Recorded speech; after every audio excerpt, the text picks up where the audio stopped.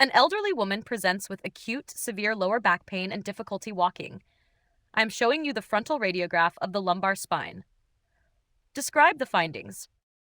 Right, so the frontal lumbar spine radiograph demonstrates diffuse, widespread osteopenia with thinning of the cortical margins.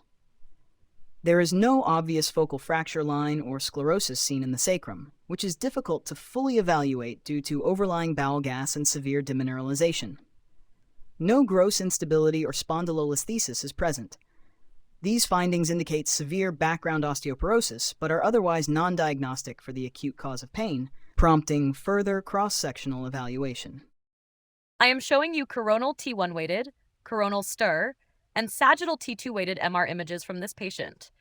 Describe the findings and state the diagnosis. The coronal T1 MRI of the sacrum demonstrates a band-like area of low signal intensity within the left sacral ala, which shows corresponding hyperintense edema-like signal on the coronal stir image.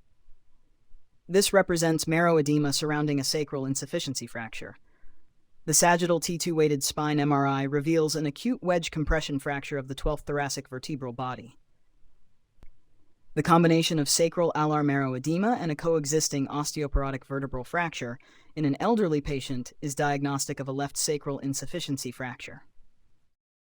What is the difference between an insufficiency fracture and a stress fracture? And what are the classic risk factors for insufficiency fractures? An insufficiency fracture occurs when normal physiological stress is applied to abnormal, weakened bone, whereas a stress or fatigue fracture occurs when abnormal, repetitive stress is applied to normal bone. Insufficiency fractures are typically caused by osteoporosis, which dramatically weakens bone trabeculae. The primary risk factors include postmenopausal estrogen deficiency, long-term corticosteroid therapy, chronic kidney disease, diabetes mellitus, rheumatoid arthritis, prior pelvic radiation, and prolonged immobility. Why are sacral insufficiency fractures frequently missed on routine lumbar spine MRI, and what nuclear medicine sign is associated with them?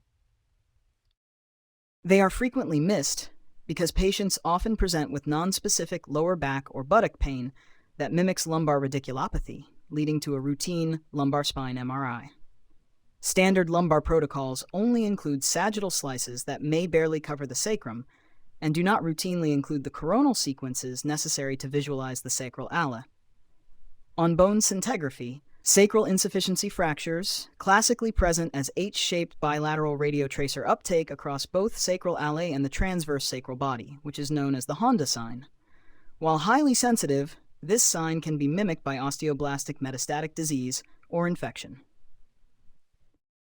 How would you manage this patient as a radiologist?